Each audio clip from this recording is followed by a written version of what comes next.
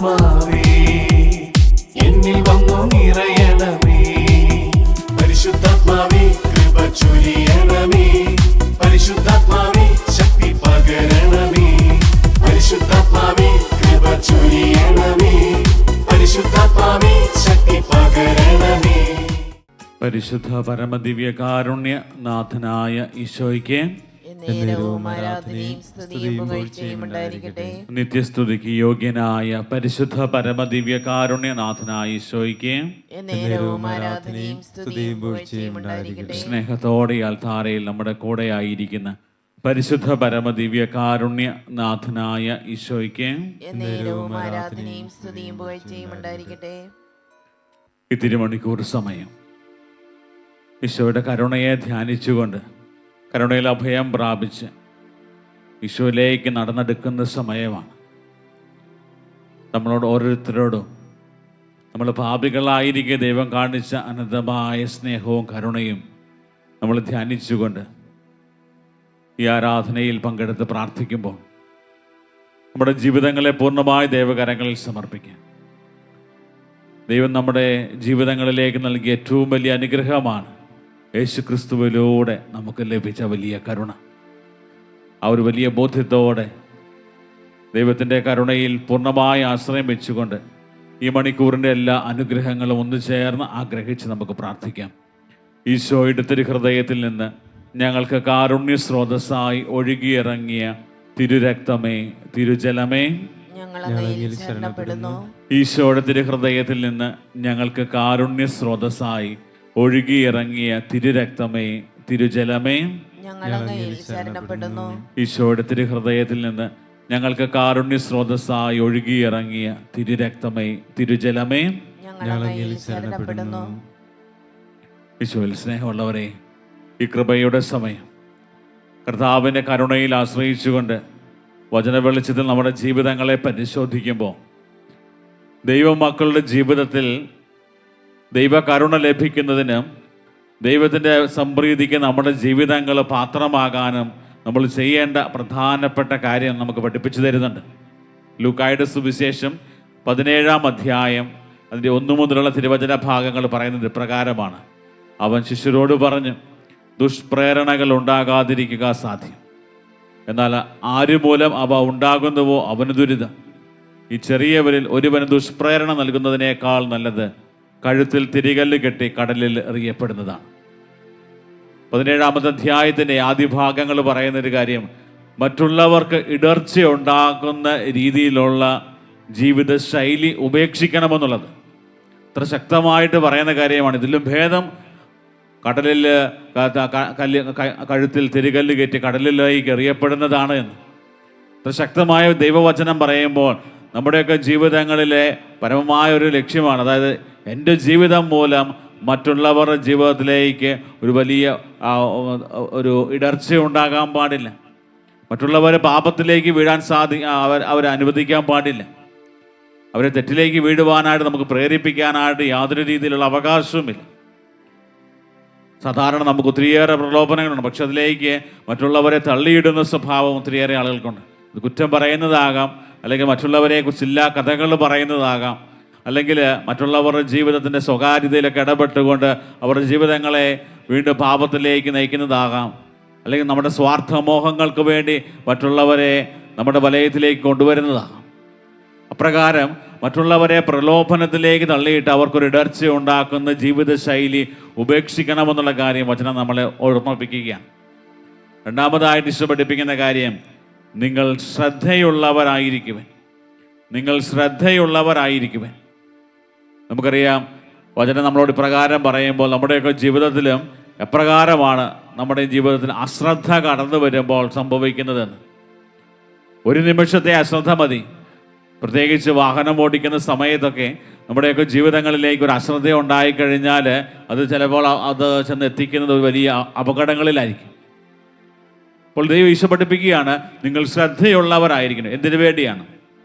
നിന്റെ സഹോദരൻ തെറ്റ് ചെയ്താൽ അവനെ ശാസിക്കുക, പശ്ചാത്തപിച്ചാൽ അവനോട് ക്ഷമിക്കുക. പശ്ചാത്തപിച്ചാൽ അവനോട് ക്ഷമിക്കുക. പ്രിയപ്പെട്ടവരെ, വചനഭാഗത്ത് യേശു വീണ്ടും തൻ്റെ പ്രിയപ്പെട്ട ശിഷ്യന്മാരെ പഠിപ്പിക്കുന്ന ഒരു കാര്യമാണ്. അതായത് ഒരുവൻ വീണ്ടും പാപത്തിൻ്റെ സാഹചര്യത്തിൽ തുടരാനായിട്ട് അവനെ പ്രേരിപ്പിക്കുകയല്ല, മറിച്ച് അവന് കൊടുക്കേണ്ടതായിട്ടുള്ള ഒരു ശാസനം, അവന് കൊടുക്കേണ്ടതായിട്ടുള്ളൊരു ഉപദേശം അത് കൊടുത്ത് അവനെ വീണ്ടും തിരികെ കൊണ്ടുവരാനായിട്ടുള്ള പരിശ്രമം. അങ്ങനെ അവൻ മനസ്സ് തിരിഞ്ഞ് അവൻ തിരിച്ചു വരുമ്പോൾ അവനോട് ക്ഷമിക്കാനായിട്ട് നമുക്ക് സാധിക്കണം. നമ്മുടെയൊക്കെ ജീവിതങ്ങളിൽ പലപ്പോഴും സംഭവിക്കുന്ന കാര്യം, അങ്ങോട്ട് ഒത്തിരിയേറെ ഉപദേശങ്ങൾ കൊടുക്കും, ശാസനങ്ങൾ കൊടുക്കും, പക്ഷേ അവർ അനുതപിച്ച് അവർ ക്ഷമയാചിച്ച് നമ്മുടെ മുമ്പിൽ വരുമ്പോൾ പഴയ കാര്യങ്ങൾ മറക്കാനും ഓർമ്മിക്കാനും അല്ലെങ്കിൽ അതനുസരിച്ച് അവരോട് ക്ഷമിക്കാനൊക്കെ പലപ്പോഴും നമുക്ക് വലിയ ബുദ്ധിമുട്ടാണ്. വചനം നമ്മളെ പഠിപ്പിക്കുന്ന കാര്യം ഇതാണ്, അവൻ തിരിച്ചു വരുമ്പോൾ അവനോട് ക്ഷമിക്കുക. ദിവസത്തിൽ 7 പ്രാവശ്യം അവൻ നിനക്കെതിരായ പാപം ചെയ്യുകയും 7 പ്രാവശ്യവും തിരിച്ചു വന്ന് ഞാൻ പശ്ചാത്തപിക്കുന്നുവെന്ന് പറയുകയും ചെയ്താൽ നീ അവനോട് ക്ഷമിക്കണം. അതായത് ഈശോ പഠിപ്പിക്കുന്ന കാര്യം, ക്ഷമിക്കുന്ന കാര്യത്തിൽ നമുക്കൊരു കോംപ്രമൈസ് പാടില്ല എന്നുള്ളതാണ്. പ്രിയപ്പെട്ടവർ, ദൈവത്തിൻ്റെ കരുണ നമ്മുടെയൊക്കെ ജീവിതത്തിൽ ലഭിക്കണമെന്നുണ്ടെങ്കിൽ നമുക്ക് വേണ്ടൊരു കാര്യമാണ് പരസ്പരം മറ്റുള്ളവർ തെറ്റുകൾ ക്ഷമിക്കാനായിട്ടുള്ള ഒരു വലിയ കൃപ. ഇത്രയും കാര്യങ്ങൾ ഈശോ പഠിപ്പിച്ചു കഴിഞ്ഞപ്പോൾ അതിന് മറുപടിയായിട്ട് ശിശുമാർ പറയുന്ന കാര്യം, ഈശോയെ ഞങ്ങളുടെ വിശ്വാസം വർദ്ധിപ്പിക്കണമേ, ഈശോയെ ഞങ്ങളുടെ വിശ്വാസം വർദ്ധിപ്പിക്കണമേ. കാരണം ആഴമായ വിശ്വാസം, ദൈവത്തിലുള്ള വിശ്വാസത്തിൽ നമ്മൾ അടിയുറച്ച് നിൽക്കാൻ തുടങ്ങുമ്പോൾ നമുക്ക് ലഭിക്കുന്ന ഒരു പ്രധാനപ്പെട്ട ഒരു സവിശേഷതയാണ്, അല്ലെങ്കിൽ സ്വഭാവ സവിശേഷതയാണ് ദൈവികമായ സ്വഭാവം, ക്ഷമിക്കുവാനായിട്ടുള്ള സ്വഭാവം, അതുപോലെ സ്നേഹിക്കുവാനായിട്ടുള്ള സ്വഭാവം. അത് നമുക്ക് നഷ്ടപ്പെടാൻ പാടില്ല. പ്രഭാഷകന്റെ പുസ്തകത്തിൽ നമ്മൾ കാണുന്നൊരു കാര്യമുണ്ട്. 28-ാമത്തെ അധ്യായത്തിൽ 1 മുതലുള്ള തിരുവചന ഭാഗങ്ങൾ പ്രകാരം പറയുന്നത്, പ്രതികാരം ചെയ്യുന്നവനോട് കർത്താവ് പ്രതികാരം ചെയ്യും, അവിടുന്ന് അവൻ്റെ പാപം മറക്കുകയില്ല. അയൽക്കാരൻ്റെ തിന്മകൾ ക്ഷമിച്ചാൽ നീ പ്രാർത്ഥിക്കുമ്പോൾ നിന്റെ പാപങ്ങളും ക്ഷമിക്കപ്പെടും. അയൽക്കാരനോട് പക വെച്ച് പുലർത്തുന്നവന് കർത്താവിൽ നിന്ന് കരുണ പ്രതീക്ഷിക്കാമോ? അതായത് നമ്മുടെയൊക്കെ ജീവിതങ്ങളിൽ പൂർണ്ണമായും ക്ഷമിക്കാനും മറ്റുള്ളവരുടെ തെറ്റുകൾ അവരോടൊക്കെ ക്ഷമിച്ചുകൊണ്ട് അവരെ സ്നേഹത്തിൽ ചേർത്ത് പിടിക്കാൻ നമുക്ക് സാധിക്കുമ്പോൾ നമ്മൾ പ്രാർത്ഥിക്കുന്ന കാര്യങ്ങൾ നമുക്ക് ലഭിക്കും. അതുപോലെ തന്നെ നമുക്ക് കിട്ടുന്ന മറ്റൊരു വലിയ അനുഗ്രഹമാണ് ദൈവത്തിൻ്റെ കരുണ. പ്രിയപ്പെട്ടവരെ, ഈ കൃപയുടെ സമയം നമ്മൾ ആഗ്രഹിച്ച് പ്രാർത്ഥിക്കുന്ന ഒരു കാര്യമാണ്, ഈശോയെ ക്ഷമിക്കാൻ കൃപ തരണമേ. മനസ്സിൽ ഒത്തിരിയേറെ ഭാരങ്ങളും വേദനകളും നൊമ്പരങ്ങളും ഒക്കെ ആയിട്ട് നമ്മൾ കടന്നു പോകുന്നുണ്ട്. ക്ഷമിക്കണമെന്ന് ആഗ്രഹമൊക്കെ ഉണ്ട്.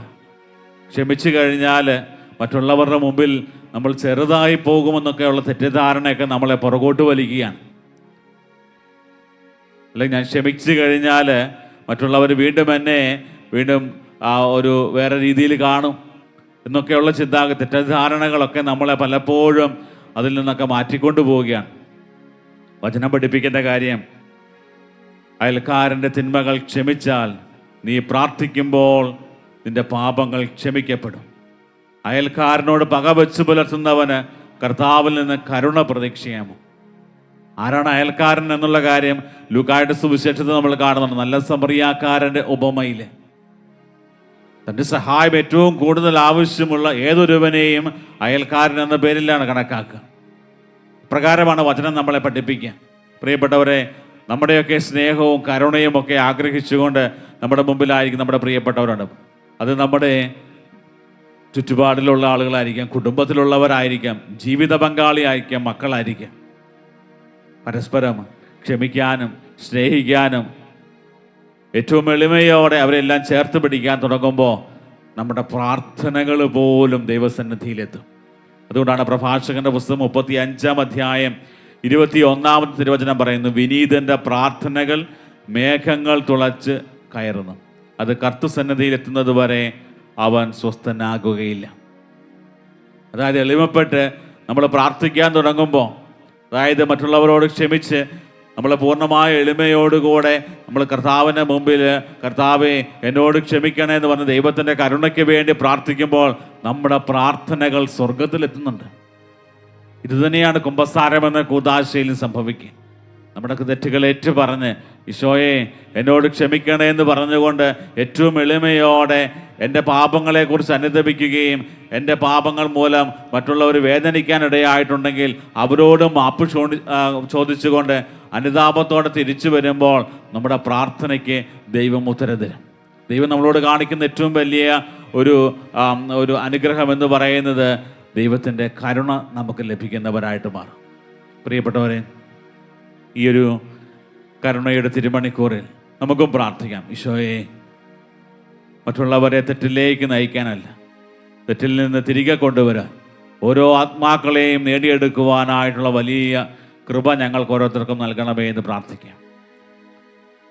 അതുപോലെ തന്നെ പാപങ്ങൾ ക്ഷമിച്ച് മറ്റുള്ളവരുമായി ഐക്യപ്പെട്ട് രമ്യതയിൽ ജീവിക്കുവാനായിട്ടുള്ള വലിയ കൃപ തരണമേ എന്ന് ഈ നിമിഷം നമുക്ക് ആഗ്രഹിച്ച് പ്രാർത്ഥിക്കാം. നമ്മുടെയൊക്കെ ജീവിതങ്ങളെ ദൈവകരുണയിൽ പൂർണ്ണമായി സമർപ്പിക്കാം. അനുതാപമില്ലാതെ, ക്ഷമിക്കാൻ മടി കാണിച്ച്, എളിമപ്പെടാൻ മനസ്സില്ലാതെ ജീവിക്കുന്ന ഒത്തിരിയേറെ ആളുകളുണ്ട്. അവരെല്ലാം ദൈവസന്നിധിയിൽ സമർപ്പിച്ച് കർത്താവേ, നിന്റെ കരുണയാൽ അവരെ കഴുകി വിശുദ്ധീകരിക്കണമേ എന്ന് പ്രാർത്ഥിക്കാം. വിശ്വാസത്തോടെ കർത്താവിനെ സമീപിക്കുവാനും, വിശ്വാസത്തിൽ എവിടെയെങ്കിലും കുറവുകൾ വന്നിട്ടുണ്ടെങ്കിൽ അത് പരിഹരിച്ച് ഞങ്ങളുടെ വിശ്വാസം വർദ്ധിപ്പിക്കണമേ എന്ന് ശിഷ്യന്മാർ പ്രാർത്ഥിച്ചതുപോലെ നമുക്കും ഈ നിമിഷം പ്രാർത്ഥിക്കാം. ദീപികാരുനാഥൻ്റെ ആശീർവാദത്തിനായിട്ട് ഒരുങ്ങുന്ന സമയം നമ്മതിൻ്റെ ദൈവകരങ്ങളിൽ പൂർണ്ണമായി സമർപ്പിക്കാം. നമ്മളെ അനുഗ്രഹിക്കുവാനും ആശീർവദിക്കുവാനും നമ്മുടെ വേദനകളും സങ്കടങ്ങളും നൊമ്പരങ്ങളും എല്ലാം കണ്ടറിഞ്ഞ് നമ്മുടെ കണ്ണുനീര് മുഴുവനും കുപ്പിയിൽ ശേഖരിക്കുന്നവൻ ഇതായാൽ താരയിൽ നമ്മുടെ കൂടെ ദിവ്യകാരുണ്യമായിരിക്കുന്നു. ഈശോയുടെ സാന്നിധ്യത്തിൽ നമ്മെ തന്നെ പൂർണ്ണമായി സമർപ്പിച്ച് നമുക്ക് പ്രാർത്ഥിക്കാം. ഈശോയെ, ശിഷ്യന്മാർ പ്രാർത്ഥിച്ചതുപോലെ ഞങ്ങളുടെ വിശ്വാസം വർദ്ധിപ്പിക്കണമേ. ആഴമായ വിശ്വാസത്തോടെ, ബോധ്യങ്ങളോടെ നിന്റെ കരുണയിൽ ആശ്രയിച്ച് ജീവിക്കുവാൻ ഞങ്ങളെ അനുഗ്രഹിക്കണമേ എന്ന് പ്രാർത്ഥിക്കുന്നു. ലോകം മുഴുവനുമുള്ള സകല ജനതകളെയും കർത്താവെ, പാപികളായ ഞങ്ങളെ ഓരോരുത്തരെയും നിന്റെ കരുണയിലേക്ക് ഞങ്ങൾ സമർപ്പിച്ച് പ്രാർത്ഥിക്കുന്നു. ഈശോയെ, നിന്റെ കരുണയ്ക്ക് വേണ്ടി ഈ നിമിഷം പ്രാർത്ഥിച്ചു കൊണ്ടിരിക്കുന്ന എല്ലാ മക്കളെയും, പ്രത്യേകിച്ച് ഓൺലൈനിലൂടെ ഈ ശുശ്രൂഷയിൽ പങ്കെടുത്ത് പ്രാർത്ഥിക്കുന്നവരുടെ എല്ലാ നിയോഗങ്ങളും പ്രത്യേകം സമർപ്പിക്കുന്നു. ഈശോയെ, ഈ ആലയത്തിൽ ഈ ശുശ്രൂഷയിൽ പങ്കുചേർന്ന് പ്രാർത്ഥിക്കുന്നവരുടെ എല്ലാ നിയോഗങ്ങൾ, അവരുടെ കുടുംബങ്ങളെ സമർത്ഥമായി അനുഗ്രഹിക്കണമെന്ന് പ്രാർത്ഥിക്കുന്നു. അവരുടെ വിശ്വാസ ജീവിതത്തെ ബലപ്പെടുത്തണമെന്ന് പ്രാർത്ഥിക്കുന്നു. ആഴമായ ബോധ്യത്തോടെ കർത്താവെ, നിന്റെ കരുണയിൽ അഭയം പ്രാപിക്കുവാൻ, ആശ്രയിക്കുവാൻ കർത്താവെ കൃപ നൽകണമേ എന്ന് ഈ നിമിഷം ഞങ്ങൾ ആഗ്രഹിക്കുന്നു, പ്രാർത്ഥിക്കുന്നു. കാരിസ്ഭവനെയും കാരിസ്ഭവന എല്ലാ ശുശ്രൂഷകളെയും പ്രത്യേകം ഞങ്ങൾ സമർപ്പിക്കുന്നു. ഈ ആലയത്തിൽ നടക്കുന്നതും ഈ ആലയത്തിൻ്റെ പുറത്തുള്ള ഇടവകകളിൽ നടക്കുന്ന ധ്യാനങ്ങളെയും എല്ലാം പ്രത്യേകം സമർപ്പിക്കുന്നു. നമ്മുടെ എല്ലാ നിയോഗങ്ങളും പ്രാർത്ഥനകളും ദിവ്യകാരുനാഥൻ്റെ സന്നിധിയിൽ സമർപ്പിച്ച് കർത്താവെ, ഞങ്ങളങ്ങിൽ ശരണപ്പെടുന്നു എന്നുള്ള പ്രാർത്ഥനയോടെ താഴ്ന്ന സ്വരത്തിൽ ദൈവത്തെ സ്തുതിച്ച് കർത്താവിൻ്റെ ആശീർവാദം നമുക്കിപ്പോൾ സ്വീകരിക്കാം.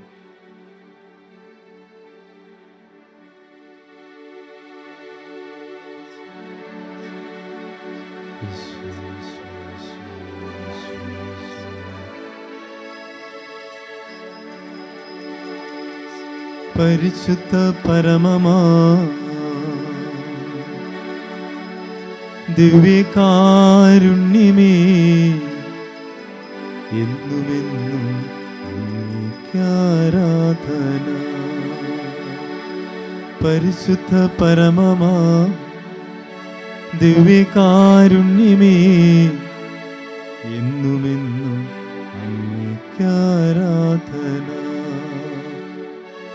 എന്നുമെന്നും അങ്ങേക്കാരാധന.